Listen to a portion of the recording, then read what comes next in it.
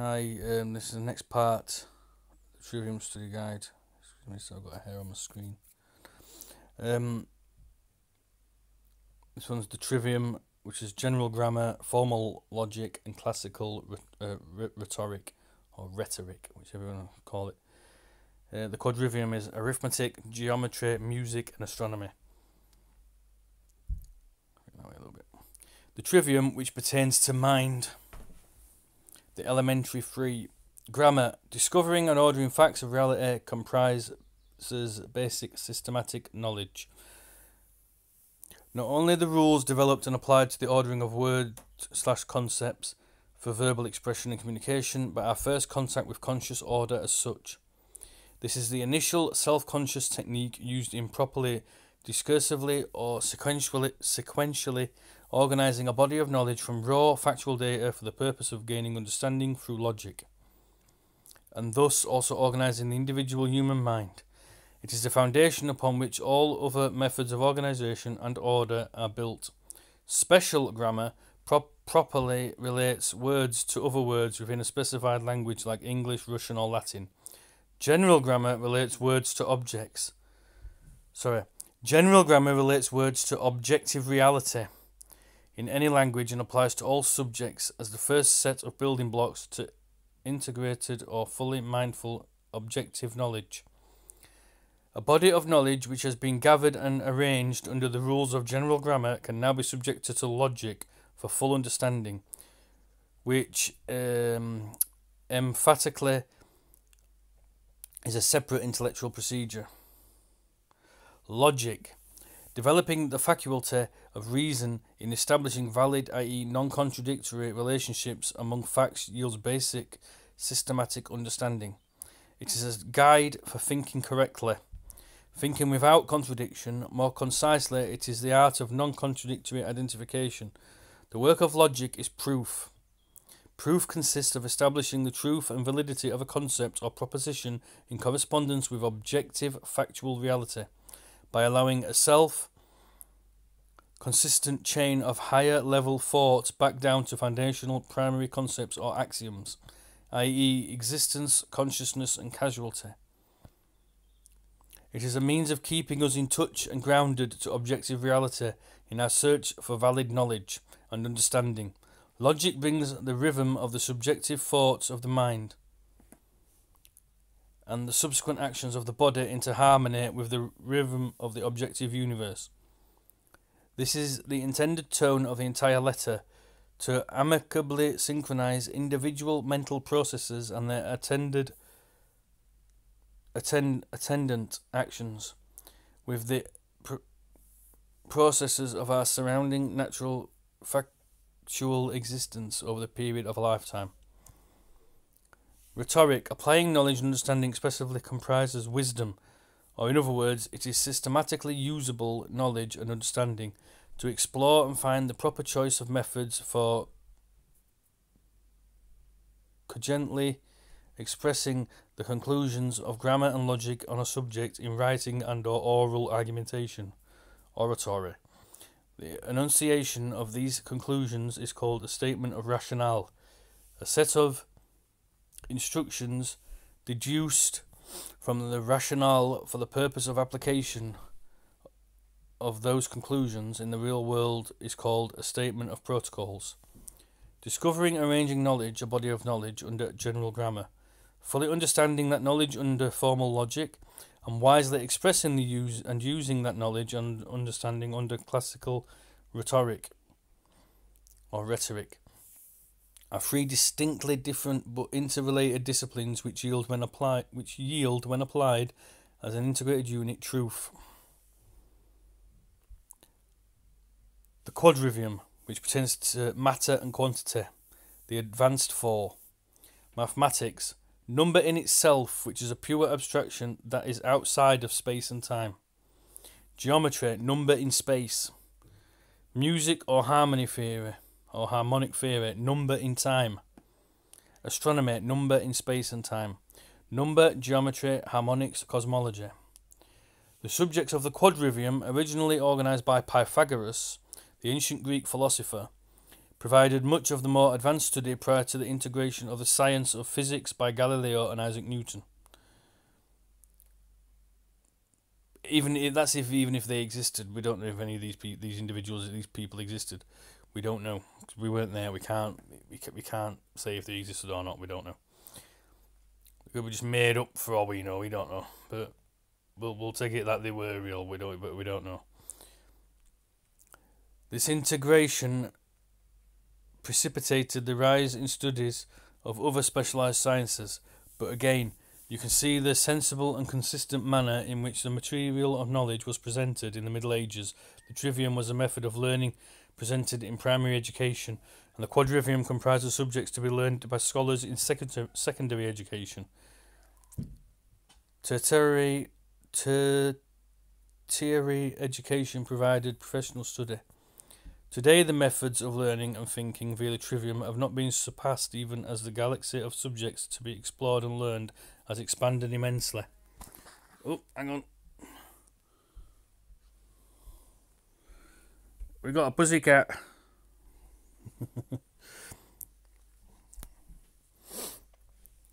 The various formal arts, including the liberal arts, are classical concepts from ancient Greece and Rome, which were refined in medieval times. The following contrast the three classical arts in contemporary terms. The liberal arts and sciences, of which there are 7, free a person who is informed to qualitatively know the mind and the method of training it through the trivium. Knowledge of the quadrivium provides an individual the freedom to quantitatively discern the aspects of physical nature. The realm of extension, mind does not possess this quality. In human perspective, mind and matter are the total of reality. The liberal arts are the study of reality as well as a guide to abundant living in that reality. Until recently, in the West, the study of the 7 liberal arts was considered the paramount study to be sought even beyond the pursuit of theology. The utilitarian and servile arts. See, this is what we get when we go to like state-run education systems, like even like mainstream universities, primary schools, secondary schools, stuff like this. We get the utilitarian and servile arts. Prepare a person to serve another person. So they prepare an individual to serve another individual. The state, a corporation, or a business. Well, they're all the same thing. The state is a corporation. But a state, a corporation, or a business. And to earn a living. The occupational professions, trades, and technical vocations comprise these arts. Servile arts teach us how to provide for a living, but not how to live, i.e. in states of abundance. These are the only arts regrettably presented to most of us today. Yeah? So the utilitarian and servile arts are what we all get when we go to schools, universities, stuff like that. It's basically to teach us to serve. Yeah? To serve another individual, to serve the state, to serve a corporation, or to serve a business. And to earn a living. To keep the current paradigm going. Yeah? So all these people that say, oh, well, all these people, all these scientists and all these universities and schools, all these people must be lying about the shape of the earth. All this, like, no, it's what they've been taught. They've been taught these things, so they believe what they've been taught over generations. Yeah, as part of their utilitarian or servile arts. Yeah, to keep the current paradigm going. Yeah, nobody's lying per se. Might be the odd few people right at the very top who've got the perceived authority that could be lying, but everybody else just believes what they've been told. It's not a big fucking conspiracy where every fucker's got to be in on it. Yeah, there's only a few at the top that are in on it. Everyone else just believes what they've been taught through the utilitarian and servile arts. Yeah,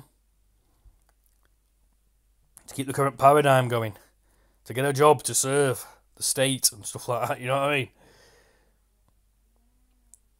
The fine arts is of the higher sort. Attempt to elevate the human experience by communicating truth through the beautiful and the sublime. Architecture, painting, sculpture, literature, music, drama, and dance comprise the 7 fine arts. Essential terms. Existence. Every entity, action, attribute and relationship that is, was or ever will be. Identity, that which an existent is, the sum total of its attributes or characteristics. Consciousness, the faculty of awareness of that which exists. Validation, the process of establishing an ideal's relation to reality, existence. Law of causality, an entity must act in accord with its nature. This is a corollary to identity mentioned above. Logic, the art of non-contradictory identification, the method by which we can validly think for ourselves. That in which resides all beings, and which resides in all beings, which is the giver of grace to all, the supreme soul of the universe, the limitless being. I am that. From the Amribhiknu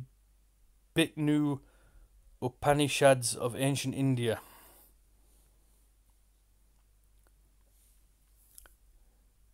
There are those who discern through the eye of knowledge that there is only the field and the awareness of the field. From the Bhagavad Gita. Philosophy, the two primary axioms, existence and consciousness. Modern science, field theory. Your vision will become clear only when you look inside your being. Who looks outside is led to imaginings. Who looks inside awakens. There you go, you see, this is what science has become. Not all science. And by science I mean like formal science, like theoretical astrophysics and stuff like that, outer space and planets and all that sort of stuff, and all that sort of stuff, and the Earth being a globe and all that bullshit. Yeah? Because they're looking outside. So they're being led to imaginings. Yeah? You need to look inside. You need to look past all that and go, no, hang on a minute. You need to seriously think about these things, and you need to look inside yourself, and you need to work out how your own mind works first. Then you need to learn the Trivium, the Quadrivium, and stuff like that, and go through all that learning. That will bring you out to the truth, and it will bring you to an awakening, so to say. You know what I mean? I don't like to use the word awakening, awake, and stuff like that. Sleep, awake. Although I'm awake, no, you're not. No, nobody's really awake. You're seeing quite a few things, but you're not awake. You're not awake. You're not woke. Nobody's properly woke. There's still a lot to learn. There's still a lot to do. You're not woke until you've discovered how your own mind works and stuff, and taken back your own mind. Then you're starting to wake. Do not slavishly accept pre-digested thoughts. Learn to think for yourself.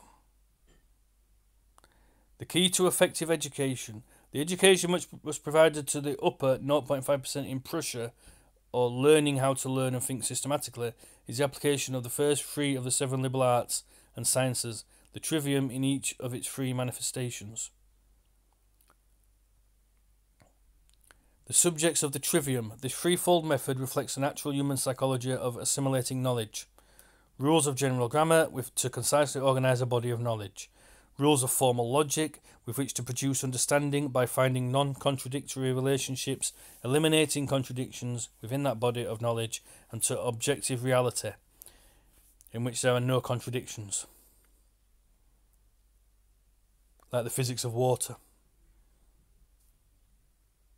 That's objective reality. There's no contradictions in that. That is what it is. Water is water. It's formless. It's sugar, its container, and it's formless. Can't display convexity upon its surface. I'm not on about water droplets or anything like that. I'm on about large bodies of water.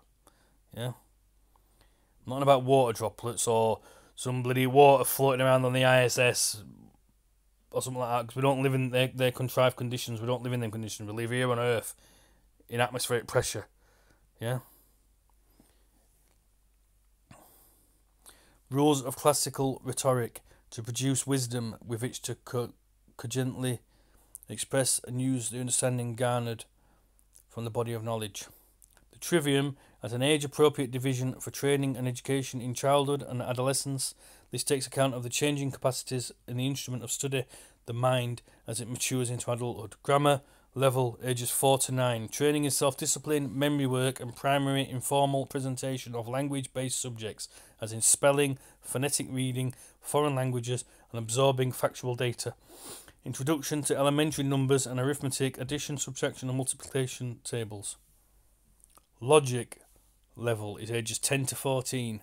Education and self-instruction in analytical subjects, formal logic, advanced mathematics, literary, historical and scientific analysis, and primary composition. Number 1 and number 2 comprise the art of learning. C. The rhetoric level, ages 15 to 17. Self-expression of what was and is being learned and understood by use of advanced, original, literary and or mathematical composition. The student is now prepared for a lifetime of learning by using the Trivium method as a pattern of how to properly think. With the addition of number 3, the art of thinking is now in place. The Trivium has been used not only for learning but also for teaching. The Dame School, which provided primary education for children aged 6 to 17 in one room with one instructor, was a complete and efficient system for the dissemination and debate of knowledge. However, the single instructor was not unaided in her teaching chores. The ingenious use of upperclassmen to help instruct lowerclassmen as part of this system. Logic level students helped train grammar level students. So logic level students help train grammar level students. Those at rhetoric level help teach logic level students. Best way to learn is to teach. Motivation to learn was also addressed in this schooling. Younger students respond more favourably to being taught and emulating slightly older contemporaries, their peers, rather than being unceasingly instructed by an adult. As can be imagined, this dance of learning and teaching could serve an individual throughout his life. The Trivium, a means of guidance in how to think as a classification tool of those modes which gather knowledge of what to think. Literary or mythopoeic, mythological and poetic modes uses analogical methods to elucidate phenomena. The philosophic mode uses the logical methods to explain phenomena. The scientific mode uses a scientific method to gain knowledge, understanding and use of phenomena through experimental demonstration, empiricism.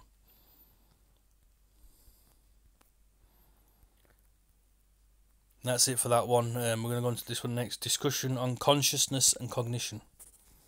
Okay, thank you.